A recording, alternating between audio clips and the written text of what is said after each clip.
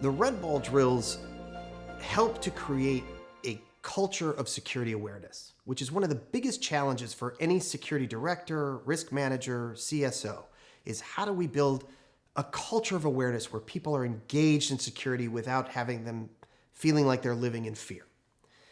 And we were running the red ball drills at a large e-sporting event at a convention center.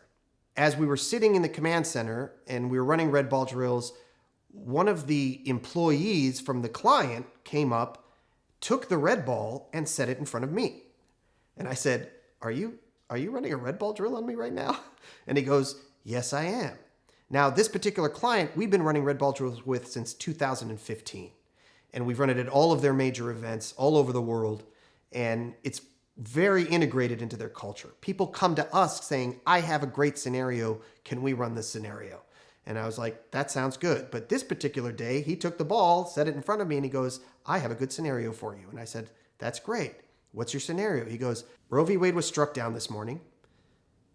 About a mile down the street is the State House in this particular city. 200 people gather in protest, start marching down the street, and land right in front of our convention hall. Go. And so we spent a few minutes talking about the process that this client wants to put in place.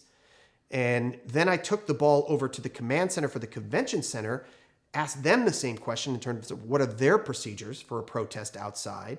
And they've dealt with lots of protests outside this convention hall, so they had very good information on what their dynamics were going to be. Then I pulled it on the police officer from that city who was assigned to our event, and I said, protest forms down the street. What are we doing?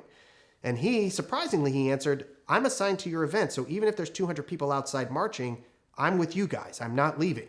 Unless I visually see a crime being committed, I am with you to help keep this event safe. I didn't know that either. So now we were able to walk through the process of what to do in the event of a protest. What we discovered was that a protest was somewhat like severe weather. There's a protest watch and a protest warning. So 200 people who are carrying signs is a watch, right? They're gathered. It could turn ugly. It's all the conditions for it turning bad, but it's not turned bad yet. A warning is, people are already breaking things and it's turning a little violent, so how do we respond to that?